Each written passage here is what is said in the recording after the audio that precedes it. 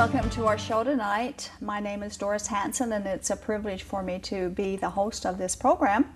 The purpose of our show is to bring the polygamous beliefs of the early Mormon Church, of the present-day polygamy groups, and of the present-day Mormon Church and its leadership, all under the scrutiny of pure Bible doctrine. We are broadcasting from Salt Lake City, Utah. Normally this is a live television program, but tonight is a pre-recorded show, and we do hope that you'll enjoy it. It was a time where we had an opportunity, a window of opportunity for our guests, and so we decided we'd pre-record instead of do the live show. For questions and comments about the show, rather than calling in, you will need to email us, tv@aboutpolygamy.com, and we'd love to hear your comments and your questions about our program. All of our previous shows can be watched on streaming video on our website, whatloveisthis.tv, and you can also go there, whatloveisthis.tv/answers, and find the top questions that are asked on the show and their answers, so that if your question is there, then you won't need to ask the question again. And also, I'd like to remind our viewers, especially those who have been touched or affected by polygamy in any way, that we do have a discussion group, a support group. We meet every month, and it's usually the third Monday of each month at 6:30 p.m. We'd love to have you join us.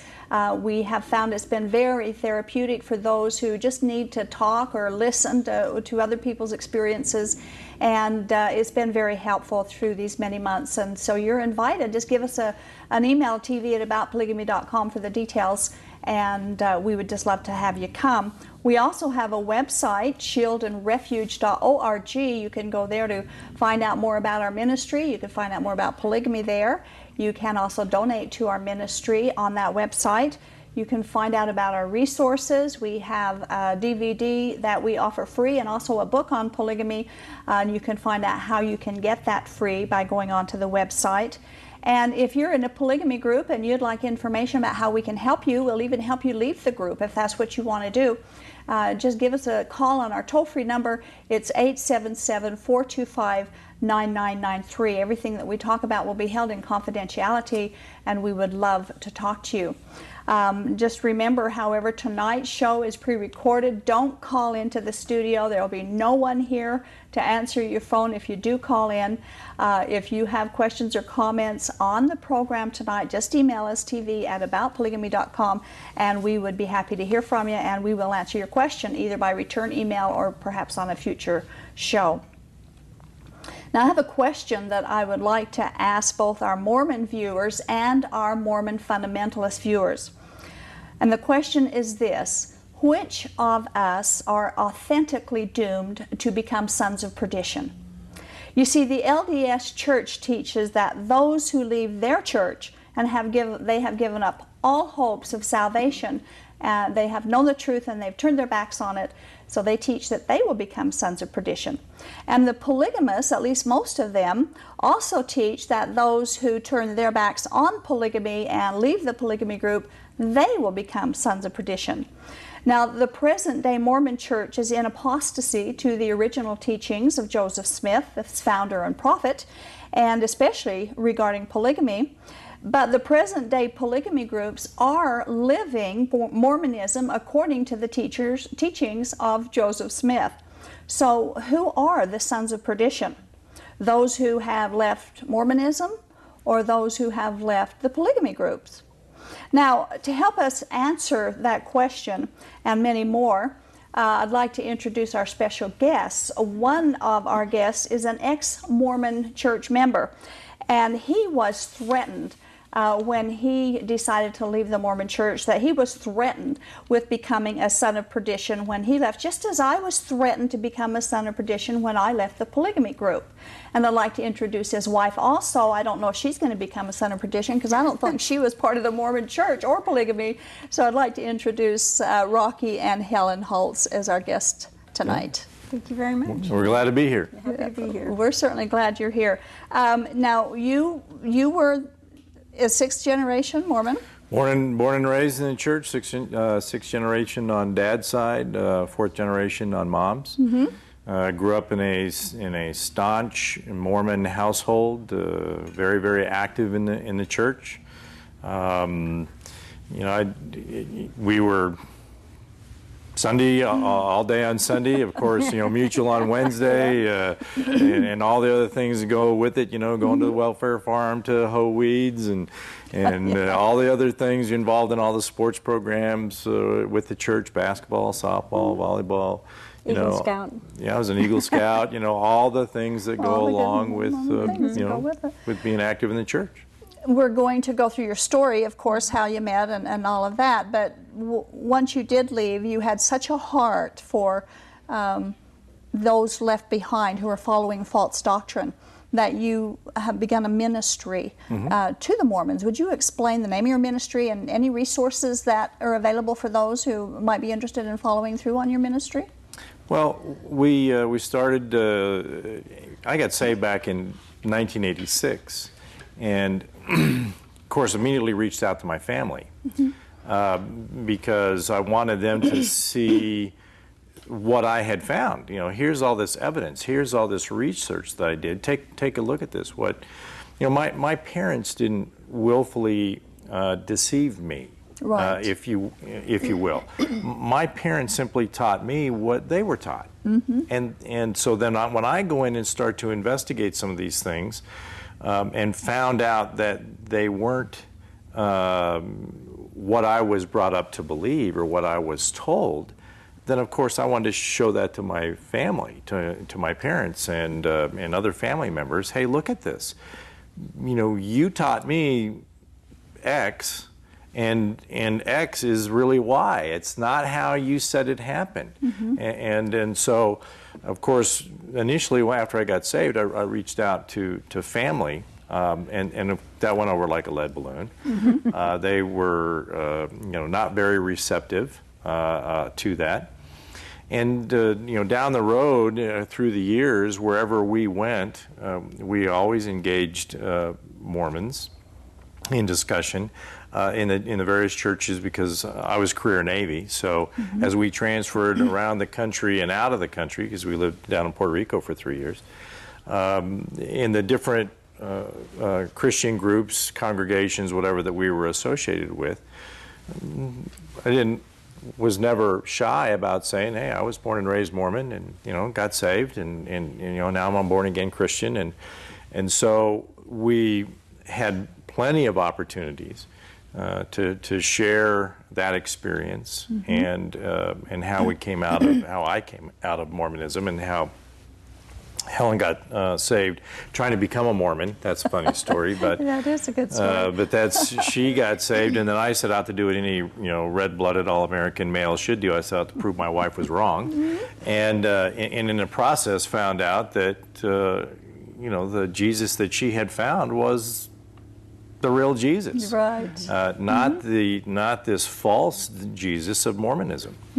And long story short, in the year 2002, January of 2002, we stood up officially our ministry, Mormon Missions Midwest Outreach. We call it MMMO for short. Helen is the guru of the websites, and she spends a lot of time on Facebook. We do a lot of Facebook ministry, whatever. So why don't you talk about all that stuff? Well, essentially what we do in our ministry, we not only speak in churches and share our testimony and things like that, but I'm available all the time, as he is too, to answer the phone. Literally, and sometimes I'm on the phone for the last conversation was a 5-hour phone conversation. Wow. From England. Ooh. Yes. Wow. So that part, and so we speak in churches, we share our testimony and being so different, being him raised LDS, me being raised in no religion, and so we do that in our ministry. The other is that we're there available to provide information, to provide documentation, and we don't tell people what to believe. We ask them to look at the evidence. Right. And that's the most important part. Is that we are not. God didn't call us to how He did me out of the world and him out of the LDS Church, to tell someone else, this is what you have to believe. But to search the truth out for yourself. Just check it out. That's what we try to And so get to that's do. exactly what we do as far as a ministry itself. Is that our website is there for people to go for resources. We're there to talk on the phone. We're there to go into churches and speak and come and be on shows like Awesome. this. Yes, yeah, we do appreciate And that. our too. website, by the way, Yeah. is www.mormonoutreach.org. And we have an interesting blog that's called Mormon Home Evening. Yes. And a lot of that gets interaction on active that one. I'll sometimes. bet you do. I'll bet that's interesting. We have a few people log on to that thinking it's Family Home Evening, and it's Mormon Home Evening. But there's information there and interaction, and that's really, I think it's something that today people want to do. It's like we're not taking any phone calls tonight on tonight's program, but they can email those, and it's the same thing on the internet. Just the interaction. There are and people that's it, out yeah. there who have questions. Yeah. And they want answers. Yeah, they have lots of questions, and unfortunately what we hear constantly from people is, I've gone to my bishop, I've gone to my home teachers, Yeah. I've talked to family, whatever. No one will answer this question. So what is the question yeah. to this? Yeah. Be it about polygamy And or be it right. about whatever. Right. And they're looking for answers. And, well, So here's by the the answers, information. Here's what you're looking for. Without challenging. And you know, Right. we find a lot, especially with this program, that people want to ask questions, but they don't want anybody else to know they're asking. well, certainly. So they'll, Not in they'll the call ward up or- the or- air, oh, they won't, yeah. they'll use an alias or the email, and so no one will know it's them asking, which is fine. It is That's fine. Let them do it anonymously. Absolutely. Just ask the right questions. Well, let's start with the spiritual journey. You met your wife, and she wasn't any religion, and She was you a were, heathen. She was a Yeah, heathen, yeah, and, she was a and you heathen. were a Mormon and a holy Mormon, and you had a very staunch LDS upbringing. You met each other. You were in the Navy, and you had never heard of Mormonism before or Mormons, and so your first response to what you thought Mormons were. Well, my first response to it, of course, was the encounter. He didn't tell me he was a Mormon when I met him. So right from the onset, there was no reason to, because we hadn't been dating that long. And my introduction to meeting those that was his family, which is LDS, was him taking me to Phoenix and to meet his family and pick up a pickup truck, and not walking right into the home. His mother was here in Utah visiting family, and it was just Rocky and me and his dad and his younger brother. And the whole house filled up with people. His mother flew home, and I just thought, these are the nicest people on the planet. They're so warm and loving, and they're so friendly, and all of this. And that night, after everybody left, I went to bed because I'd been in a horrible car accident, and I had a body brace on from my armpits all the way down past my hips. I'd been in a very serious car accident. And I went to bed, and I'm thinking, my goodness, what a nice bunch of people. And the next morning, there was a phone call. They kept Rocky up all night. Yeah, unbeknownst to her, she goes, goes in and goes to bed in my little brother's room, and my parents kept me up till about 2 o'clock in the morning, and they were just raking me over the coals. What are you doing? Oh. What are you thinking? Why are you dating this girl? You know that you were born into a Mormon family, so you were a valiant warrior in the pre-existence. You were privileged to be born into a Mormon home. So, and because of that just shows that you were this valiant warrior. She wasn't born into a Mormon family, so she could not have been as valiant as you. So why are you dating this girl? You should be dating a Mormon girl, because that is who you would have chosen in the pre-existence. What are you thinking? I mean, Yeah. that was, and they were, adamant about it. So you were on the defensive while she was in there sleeping. Well, yeah, and then know the next morning we went over to for me to pick up a new pickup truck, you know, No, I was rodeoing, and every cowboy needs a new pickup truck. So, so we were going over there to get my new truck, and I left early in the morning to go get it. And of course, I knew there was trouble on the horizon. Yeah. So I called back to the house, and you know, my mom answered the phone. I said, "Hey, Mom, you know, could you go get Helen?" And when she got on the phone, I said, "You know, Helen, we may have a little problem here. You know, my parents are none too happy that we are dating, and so I'll be done in about an hour or so, and I'll come get you. I just want to give you a little heads up, you know." And so when she gets off the phone, dun dun dun dun. Well, the knock came on the door from his mother, and she said her voice had changed from the night before. She'd been this very loving, warm, receptive, how are you, where are you from, sweet woman, along with everybody else. But her voice was completely different when she said, Rocky is on the phone. So I knew something was wrong, but I didn't know what it was. And I had to walk through the living room into the kitchen to answer the phone, and that's when he told me that, and I'm going, what can possibly be wrong? And I hung the phone up, and I had to go back through the living room to get back to the bedroom. And of course his mom was standing in the living room, and even though we've been married 30 years, it's as if it was yesterday. She had her arms folded, and she was there, and she was looking at me, and she approached me right to my face, and she said, "I know you're kind." And she said, "If you think for one moment that this family will ever allow you to come into this family or to continue dating our son, or if you think you'll ever marry into this family, you have another thing coming. We will put a stop to it." And I stood there, and I didn't say a word, not a word. Which is amazing. It was amazing. It was absolutely amazing. At that particular time and juncture in my life, I'm surprised she's not still laying on the floor. Oh my. Oh my. It was amazing, but I didn't say a word back. I just stood there and I took it, and I thought, but my mind is thinking, she doesn't know me, and she's saying all these things. And I walked into the room, closed the door, and waited for him to come pick me up. And it was on that long drive back from Phoenix to San Diego, where I lived, that he told me for the first time that he was a Mormon.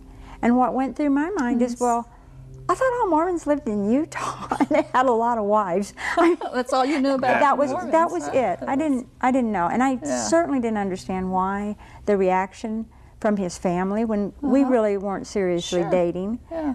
And why? How old were you when? 25. 25. Yeah, 25. And they were telling you who you couldn't marry. Yeah, I've been in the Navy for 7 years at that point, and just got back from overseas. And Persian Gulf the first My time, goodness. back in '78. But. Yeah. So what was your reaction when your family treated her like this? Well, it took me really by surprise. I did not think that this was going to happen. In fact, the whole trip back to San Diego, when we were driving back, I was trying to explain to her, you know, why this nuclear meltdown. I mean, you know, I tried to provide some kind of an explanation of why this happened, and it surprised me. I wasn't quite prepared for it.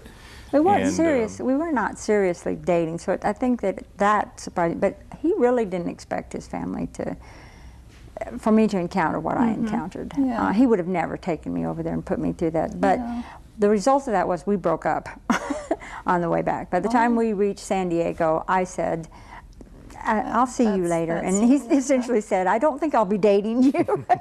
So we did. We broke up. Yeah, how long did you stay broken up? You just couldn't I don't know, stay it away was from just each a other? few To months. put and it then his way is that I couldn't. she couldn't stand it. She called me. Not true.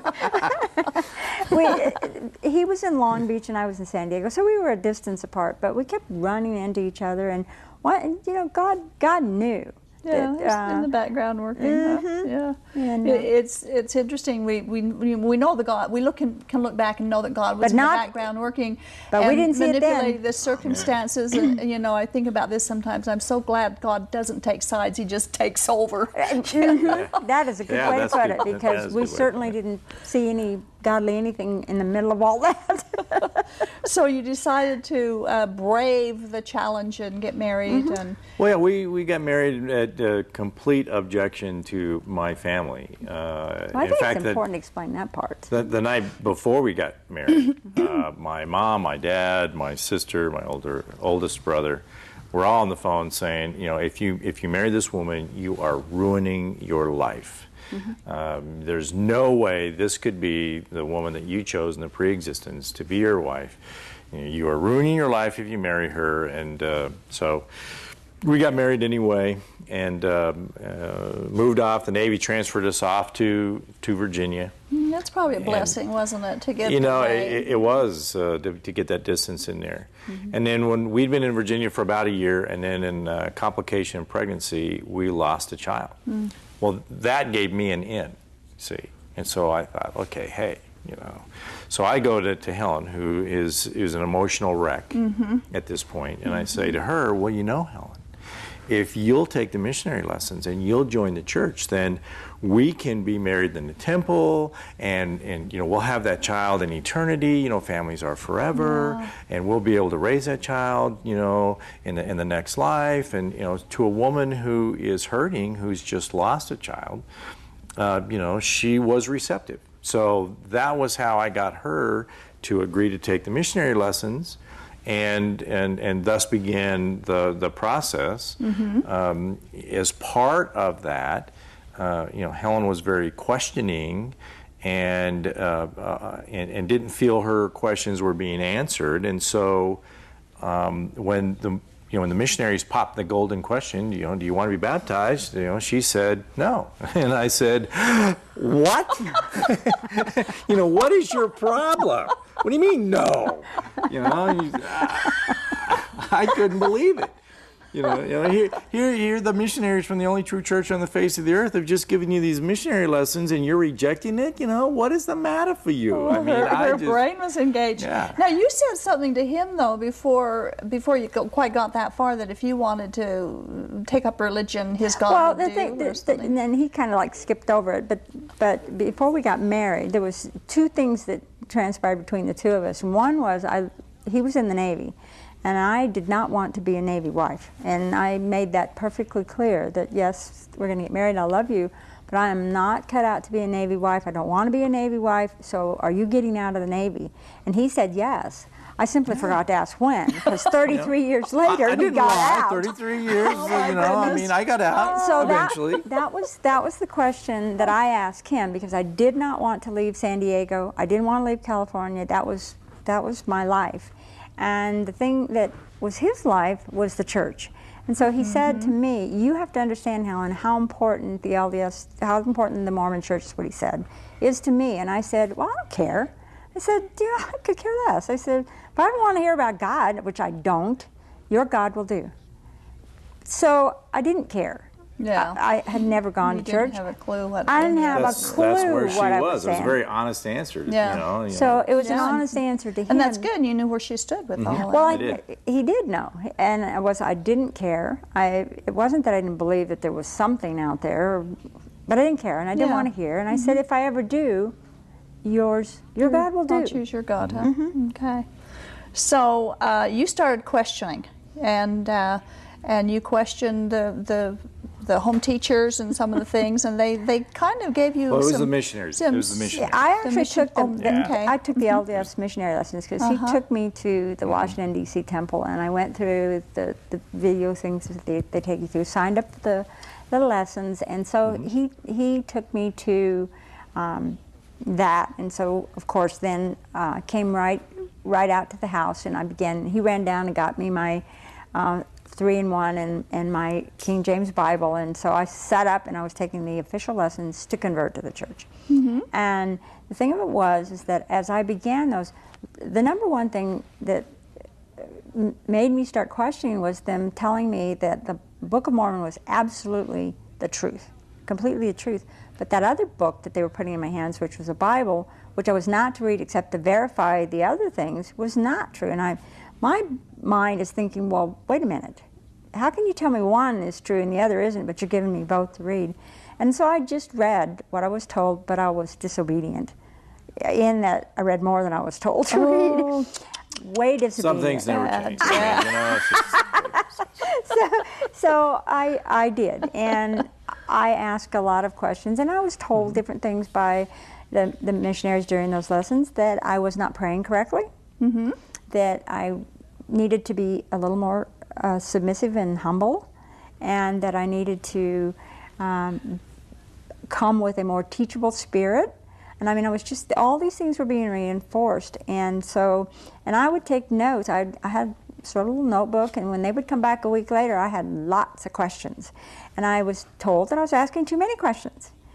And so I didn't really say anything until the end of the lessons, when it comes time for your baptism. And of course, that's when you ready to be baptized, and my answer was no. You didn't have your answers for No. that. And Now, this is the first religious teachings you'd ever had in my whole life. in your life. I'd never had a Bible in my hands before.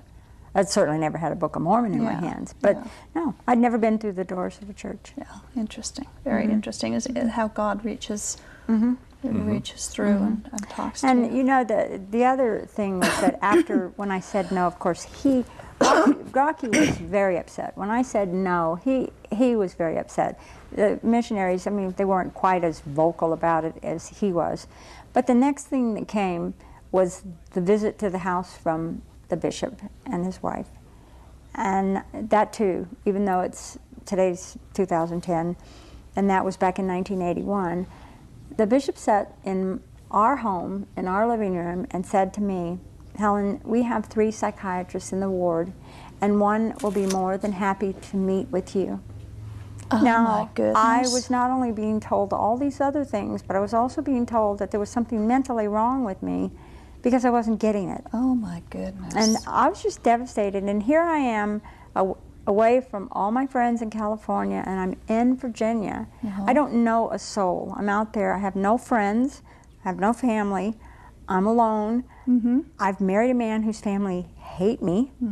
I've been told all these things by the leadership of the church and my husband, and I don't know where to go or where to turn. So it was a very, very hard time. That would be very distressing. Did you take exception to the fact that they thought she needed a psychiatrist, or did you think so? well, I mean, you know, she just received the missionary lessons from the only true church on the face of the earth and rejected it. Obviously, she was out of her mind. I mean, I couldn't. That was his reaction. I mean, that's the way I was. I mean, that is just true. I was like, Helen, what is the matter with you? Don't you I get couldn't it? understand why she didn't get it. Yeah. I think probably some of the things that his parents were saying about me was beginning to ring true. It's like, she's just not the right one. No, that was a total foreign concept to me because, you know, being raised in the Mormon Church and you know, being taught from when I was knee-high to a toadstool and fully believed that the Mormon Church was the only true church on the face of the earth. I mean, here's truth being presented to her, and why can't she understand it? That just that did not compute. I couldn't get my hands around that. And so... And I can understand that too. Now, you were still grieving over your child too, so Right. you were having some emotional distress Sure. from that. Yeah, it was very devastating. It's like I said, all that had happened, and then all of this other, and it wasn't that what I was reading that I understood that was really, really wrong, because I didn't have the background to figure out what it was, but something just didn't right, and the thing that I wasn't being asked, that my questions weren't being answered, that was troubling me the most, because I just wanted to know. Yeah. That's really what I wanted. I wanted to know why these things didn't fit. You know how many dozens, hundreds of times we hear that over and over again. My questions weren't being answered. No one would answer my questions. They said your faith is too little because you're asking the question. On and on and on the excuses go. Well, all the fingers point back to you. You know, Yes, it's your you know, fault. there's It was something all the my matter with you. fault. That's why you're asking all these questions. Yeah. You know, and of course, you know, I looked at it in that regard, and you know, Helen looked outside. I mean, she wasn't getting any support from me. She obviously wasn't getting any answers from the missionaries and from the Mormon Church structure. And so she went to a Christian bookstore, for more information, and she Well, got not her. deliberately to a Christian bookstore because I Well, didn't no. know they That's existed. just where you ended up. Yeah, it's where she ended up. Jesus Books, imagine that. Jesus books. The name of the store was Jesus Books. And she got her hands on. She bought Gerald and Sandra Tanner's book, The Changing World of Mormonism, because she thought, But you know, the thing of it is that when I bought that book, I didn't know I was doing something wrong. I did not. And I looked through all the books that were there, and I looked on the back, and because it said Sandra Tanner, the great-great-granddaughter of Brigham Young, I thought, oh, this will be okay to buy. Sure. I thought, this is going to be a great book. Rocky will to buy. like that Rocky book. will like that book. You know, I come trotting in the house with that book thinking, oh, my Oh, goodness. you were proud of yourself Oh, on I that one. was, yeah. oh, my yeah, well, she got a real reaction when she brought that one Yeah, home. he come flying across the room the first time, right out of my hand. He goes, "What are you?" She was so proud. Look at this book that I bought. I picked that thing up and I looked at it, and instantaneously, bing, bing, alarm bells, doo, doo, doo, general quarters. I mean, anti-Mormon material in my house. And so, I mean, I took that thing and I sailed it across and get this anti-Mormon material out of my house. And I didn't know what to think. I bet you didn't. I didn't know what to think. I thought, what have I done? Again, what have I done? And, yeah, it's all your fault. And then I set out to do what any all-American red-blooded male should do. Not instantly. It was after Yes. I read the book. Prove my wife was wrong, okay? And in the process, I proved that she was right. What the information in that book is accurate. I couldn't deny it. The evidence is there. I mean, here it is, They've hardcore got proof. all the proof Here there, it don't is. they? All the footnotes are there. And all yeah, the and references. so Well, I think that one of the things that made him so angry about that book, which I have to share with the folks, is that I probably used, I don't know how many boxes of yellow highlighter, marking that book up, and then writing little notes in the margin, and then I'd leave it strategically opened around the house. she was so subtle in her approach. Yeah, I can tell. So he would come home from work, and a little thing in the margin would say, well, how can you believe this? Yeah, what about this? I can't believe you believe this. Arrows, stars, Yeah, she was subtle. That's where the bells and whistles came in, huh? Just a little. So, So now, would you recommend people who are looking and questioning, would you recommend that they would buy that book? well, absolutely. Absolutely. I mean, It's out of print now, but yeah, it is out of print, but there are other books and resources. still get it. Well, you can get the the big one, which you got. I think they could go to the Shat- utlm.org. yeah, and utlm.org, and you can get Mormonism, Shadow or Reality, And which that's is the the largest. book. It's That's- the amplified version of the other, and. I'm glad I didn't buy that big book. That would have hurt. But see, I got would, my yeah. hands on that, and I love that. Shadow Reality is, Mongo. It's a great big thing. But there's all the evidence, It's all and there. evidence is what it is. Right. Facts are what they are. There's no such thing as a true fact and a false fact. Right. A fact is a true event or statement or evidence. Right. And so. Facts are what they are, and when you start studying Mormonism, the facts tear it apart. What I was raised on, what I was taught in my Sunday school classes, and at Mutual and primary and all of those things, and in home evening by my parents, my parents did not willfully deceive me.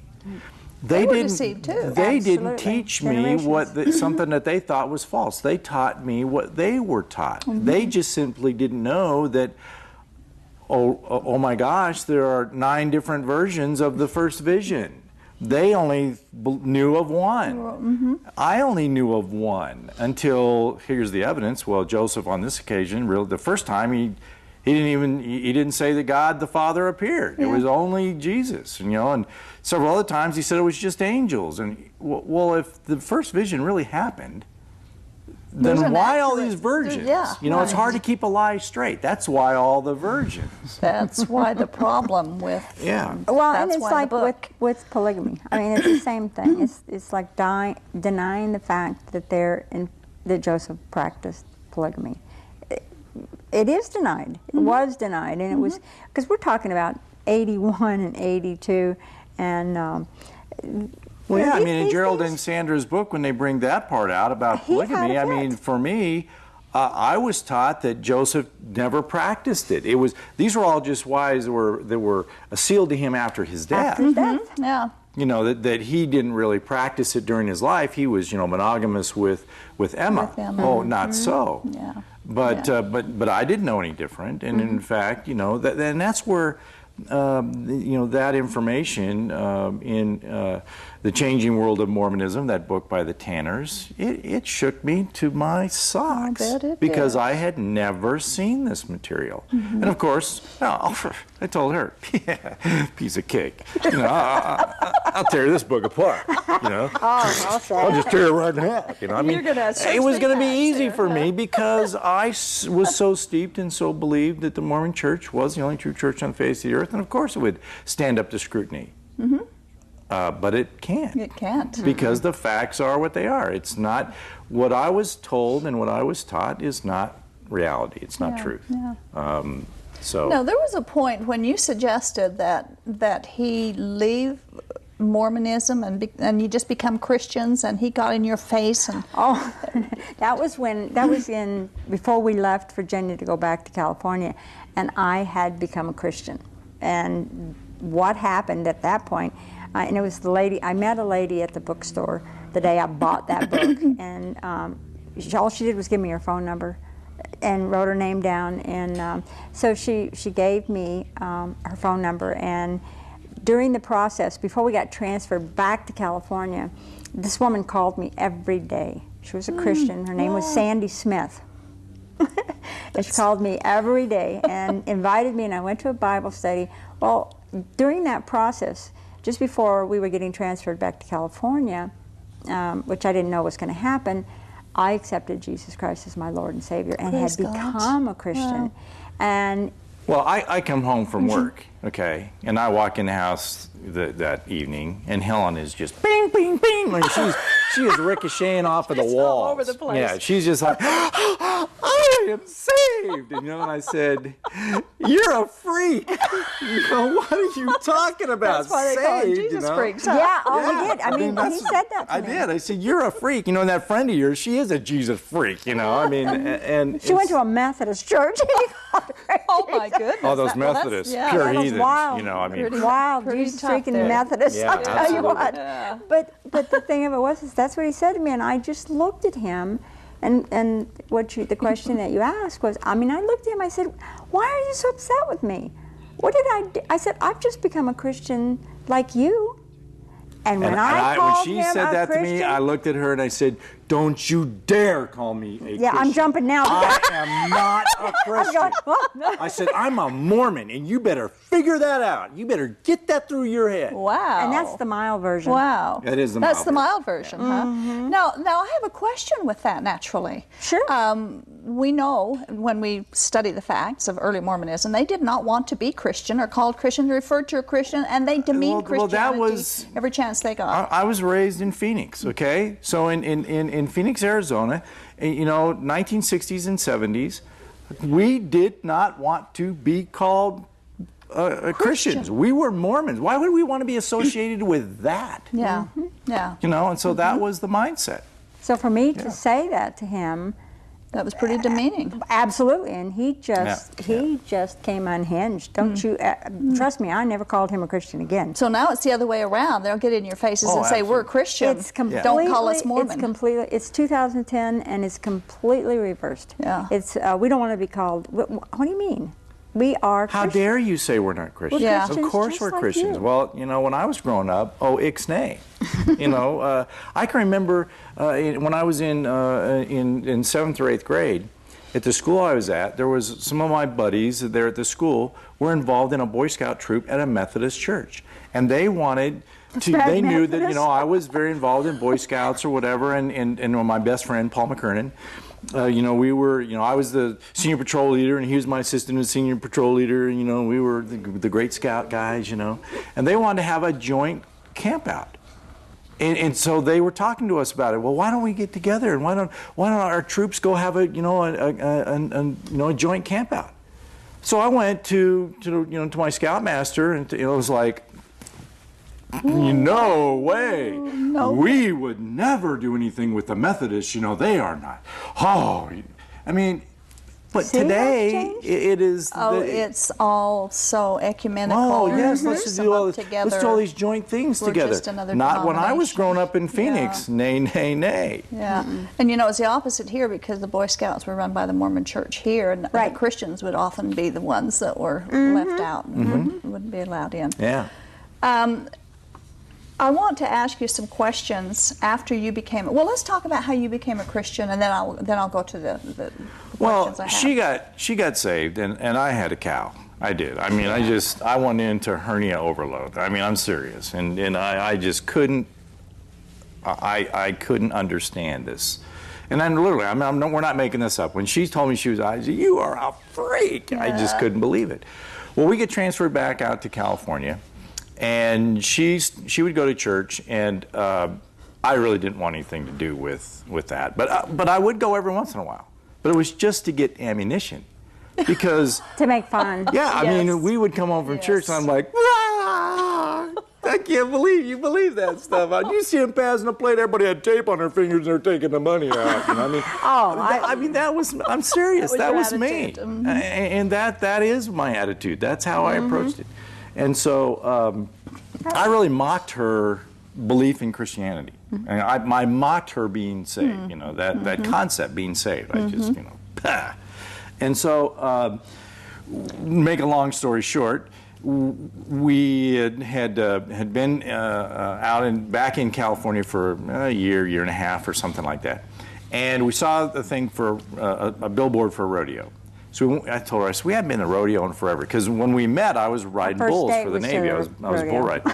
And so we went to the rodeo, and they kept saying at the rodeo that they're going to have cowboy church there the next day. So the next morning, Sunday morning, she gets up. She's putting on her duds to go to Baptist church she was going to. Oh, Baptist, heathens. Oh yeah, they're And so she was getting ready to go to church, and I said to her, I said, hey, why don't we go to this cowboy church? I couldn't believe it. Wow, I'll bet you I fell could on the not believe ground. it. I took off running down the hall. Is what I did to take my skirt or dress, whatever, and put my Wranglers on, and I come You were running gonna back grab out. him as soon as you could. I had no idea what a cowboy church was, and I didn't care. He was just going to go. He was going to go. Awesome. So off we So went. we go to the rodeo and to the rodeo grounds, and at this cowboy church we get out of the truck, and there's this fellow standing off to the side who looks like he just stepped out of the 1800s. I mean, he is bow-legged, you know. He's got this big old mule brimmer hat on, big old cowboy mustache down the bottom of his jaws, a couple days growth. His face looked like a saddle. It was just leather. Oh, my you know? goodness. And but he ends up being the pastor, if you will. He wasn't a pastor. He had a ministry, 2 cowboys. He was a rough riding, whiskey drinking, tough cowboy when he got saved. And so his ministry was to go to the rodeos and minister to the cowboys. He'd get back behind the chutes and pray with cowboys before they'd ride. Well, he approached when this cowboy church was over. I wanted out of Dodge. I'm like, woof, we're out of here. Well, he heads me off at the pass, so to speak, and one thing leads to another. He gives me his business card with on directions how to get to his house, and he says, I have Bible study in my house every Friday night, and I'm like, Roger that. Okay, shoot. See you later, dude. And well, the next week I'm out at sea all week with the Navy training ships. Where I come in Friday night, and when I get home, I tell Helen, I said, let's go to that Bible study. I couldn't believe it. I was just stunned. This is amazing. I was Yeah. just stunned. Yes. I could not believe you. And so we ended up going to this Bible study for a year, more than a year, or whatever. one year. And Brent didn't know anything about Mormonism, but what Brent did know was God's Word. The Bible. And he knew it sideways, backwards, forwards, and he poked me in the eye with it on more than one occasion. Oh, man. and on more than one Friday night, he said, we're never I going said, back. we're never going back. But you Oh, went you back do me again. any favors, We you went know. back again. Yes, we But did. yeah, we kept going back, and so Brent showed me what I'd never seen before, and that was God's Word. And he showed me who Jesus Christ was in God's that Word. was so and awesome. so about 15 minutes into January the 1st, 1986, Brent and Janet had come up to our house for New Year's Eve, and they're getting ready to leave, and I just told Brent, I said, you know, Brent, I said, I know that I know that I know. It's time to make a decision And here. so we prayed that night, and I received Jesus as Lord and Savior, and so it makes it easy for me to remember my birthday. You know, January the 1st. You know, Yes, that's a good way to start the new year. Huh? Absolutely. I think it's Yeah, incredible. you don't have to make any New Year's resolutions. God just takes over at that point. Yeah. And But I takes- think it's really interesting that at that bookstore in Virginia, it was a lady by the name of Sandy Smith Yeah. that helped me become a Christian and to accept Jesus Christ as my Lord and Savior. And then we moved to the West Coast, and it's an old cowboy named Brent Smith. So I didn't join Joseph Smith's church, and he came out of Joseph Smith's church. By Smith. So God has a sense of humor. sense All of these humor Smiths going involved on there, here, you know. isn't Yeah, it funny? absolutely. Yeah. Okay. In the course of doing this program, I have opportunity to talk to several different people from different walks of life and different backgrounds, and phone calls and interviews and so on. And we met a sweet lady several months ago, interviewed her on the show, and she had come out of Mormonism as well. But she talked so much about how much the early Mormon doctrine of polygamy had a bearing on her when she first started doing the studying that you were doing. And so I thought that I would mention some of the things that had impacted her so heavily and see if it had any bearing on you when you were doing your studies too. And you answered one of the questions already. Did you know that Joseph Smith was a polygamist? You know, even when I was raised in polygamy group, I didn't know Joseph Smith was a polygamist. I kind of assumed he maybe might have been because he taught it, but I had no idea that he was. No, Did you? well, for me, I went to seminary in high school, and I can remember in church history, which is one of your years of seminary in the Mormon Church, that on that particular subject, it was taught that Joseph never practiced polygamy, that all of the wives, Joseph's wives, were added to him after death in sealing ceremonies in the temple. That polygamy was never really practiced until the church was run out of Nauvoo and went to Utah, and there in Salt Lake is where it was first practiced. And that is simply not true. That's a bold-faced lie. That isn't is it? simply not true. And the Mormon historians know that very, very well know that. What about, were you taught why they were practicing polygamy, which is still, this lie is still perpetrated today, and the people who are teaching it are either terribly uninformed or they know they're being deceiving. And that is that they lived polygamy because there were more women than men in the population, or because there were more widows and they had to take them under their wing, you know, take care of them. And that's not true, but that is That's what you were taught. that is the reason, one of the primary reasons that polygamy was practiced here in Utah. But then, if I kind of think back about it logically, it didn't make sense as to then why was it stopped. My father always told me that the reason that polygamy was stopped was because the people couldn't live it. They were unfaithful. And so God pulled the principle away because the Mormon church as a whole were not worthy. They weren't living it properly. They couldn't handle it, and so he took it away to bring it back at Well, the polygamists believe that part of that's true, that they did take it away because the Mormons weren't worthy, and they gave it to them because they are.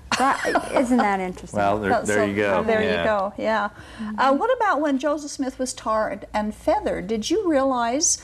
Or did you check into it even afterwards that the reason that he got tarred and feathered was because he was messing around with Fanny Alger, with the Johnson girl? Oh, John was one of them. But I had no. I mean, in my all of that information was persecution. Was after Persecution. when I was studying and I had my hands on documents that provided that information. That information certainly is not provided in any of the textual material that I ever received from the Mormon Church. I had no idea. I was fully indoctrinated. I was a PMS Mormon. Okay. PMS Mormon is the persecuted Mormon syndrome. I had PMS. I believed you're that all persecuted, you must be persecution Mormon. That's against right. Mormonism Yeah. was because of religious persecution. That is just simply not the case. Mormons weren't persecuted, and if there's any Mormons watching right now, the reality is Mormons weren't being persecuted because of their religious beliefs. Right. There were all kinds of different religions and different religious groups around the country at the time of Mormonism that weren't being persecuted as the Mormons were, and they weren't really being persecuted. The reason that there was resistance and abrasion to Mormonism is because the Mormon leadership wouldn't follow the laws of the land. They made up their own laws, and they refused to abide by local law, state law, and federal law. And that is why the Mormons were driven from state to state to state. It was not because of religious persecution, but that's what I was taught. That's what I believed, and it took the facts and the evidence to show that simply wasn't the truth. Wasn't true. Yeah. And one of the realizations I came to after I became a Christian was studying Jesus. I was interested to find out where the Bible taught that Jesus and Lucifer were brothers. And of course I found out that Jesus Christ is the creator God, and there's no way they're He created brothers. all things. And I thought, well, maybe that's one of the reasons they were persecuted. Look what they did to Jesus. Look what they did to God. I mean, they so demean who he is by definition. Well, what about Joseph Smith telling the women that he was threatened by an angel with the flaming Sure. sword if he didn't? Did you hear that story when you were a No. Mormon? Now That I know was about it awfully- now, but I never didn't? heard that. Not as LDS. Never. That was Well, off limits, because too. I didn't. In my upbringing, of course, I would never have heard that because Joseph didn't practice polygamy. Those women were added to him after his death. Of course. Polygamy was only practiced in Utah when I got to Salt Lake. So I would never and never did hear that. Now, in my studies to prove Mormonism was true is when this information came out, and of course, it's really sad. I can't imagine the pressure of these women, young girls, and or even older women Or that were Emma, under. who read Section 132. I mean, that's the thing that amazes me is that those like Rocky, they don't read it. They don't study right. it, because if they did, I read it and I remember reading it and thinking to myself, my goodness, how can you not see this? That literally he was saying, you're going to die, Emma, if you don't Destroyed. obey. And you know what? That's what the polygamy groups do today. I was raised with that. You will be destroyed. You will become a son of perdition Right. if you don't agree to practice the polygamy. And you're They still do the son it. of perdition, and he's a son of perdition, and which is so amazing to me. It's for two different reasons, but yet you were threatened with that and believed that, and he But had it's a that point hanging of over leverage him.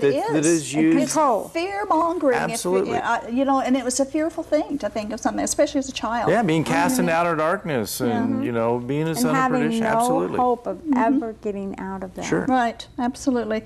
Did you realize that the Mormon fundamentalists, no, you wouldn't have, believed that their belief is closer to true Mormonism than the Mormons?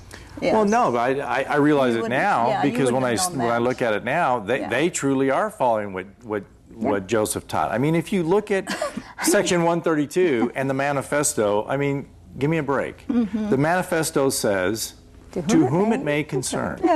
Yeah. No, thus saith the Lord 132 on says, that one. "Thus saith the Lord." If you are a true believing Mormon, which holds more weight? "Thus saith the Lord," or To whom it may concern. "To whom it may concern"? I mean, I'm being flippant, but Think that about it. is Just what it think, says. use And the if brain you that look God at it gave you to logically and about think it through to its logical conclusion, "to whom it may concern" can have no bearing compared to thus saith Right. the Lord. I had a call from a woman after we did a show on Section 132, and she called me and talked to me, and she was very upset because the manifesto in her mind is a revelation from God, and I was trying to explain that to her. She got very upset with me. I said, you know what you need to do? Just check it out. Just read it. Just find out. I don't need to check it out. I'm a Mormon. I don't need to check it out, you know, and that was the Exactly. end. Just read it. But see, that's the mind. That's what the words say. But that's the and words mind. mean things. Yeah, yeah. So That's the mind control that the thinking has been done. Right. When they speak and they trust. and they trust. Absolutely. Yeah, They're trusting their eternity to a system. We are running out of time here, but I have a question I want to ask you. Can you answer it really, really quick? I don't know about that. You gotta On do your that. website, you have a short film clip where Bob Millett says that the LDS already know more about God than their attackers. I'm sure the Mormon fundamentalists can say the same thing. How do you respond to that in 45 seconds or less? 45 seconds or less. Over here. Take a look at what the Bible says. Yep. And you will find Mormonism to be in absolute contradiction to the Bible. Jesus said, "Heaven and earth will pass away, my word will not pass away." Was Jesus lying? Thank you very much. The Bible knows more about God than any of the Mormon missionaries. Thank you so much for coming tonight. Thank you for having We us. appreciate it so much. And my closing remarks, I want to talk about Joseph Smith. He's the one that started Mormonism, and he's the one that started Mormon polygamy. He taught that you had to live polygamy or be damned. And other Mormon church leaders said that Mormonism would not survive if they ever gave up polygamy. And guess what? That's exactly what happened, because the Mormon church of today is nothing like the Mormon church that Joseph Smith developed. The Bible calls it turning from darkness to light, from the power of Satan to God, when anyone turns to God for the truth. And that's what we all need to do. He invites us to turn to Him for salvation, not to a church. There's no church on this planet that God has appointed as the means of salvation. There's no works, there's no efforts, there's no lifestyle, there's no geographical area, there are no other truths, and there is no sacrifice sufficient to save. Salvation, in God's terminology, simply means retrieved from going to hell, saved from the penalty of our own sins. It doesn't mean resurrection where everybody receives salvation because you're resurrected. That is a devilish lie. You know, God wants everyone who's under the banner of Joseph Smith to turn and begin your own journey for the truth. Jesus is the light of the world. The Mormon church does not offer that, and neither do the polygamy groups. So why not leave behind the bondage of all of your pitiful efforts and just come to God's grace and to His mercy, repent, ask for forgiveness, embrace the light of the world, who is Jesus Christ. Thank you for watching our show tonight, and we hope to see you next week on Polygamy. What Love Is This? Good night.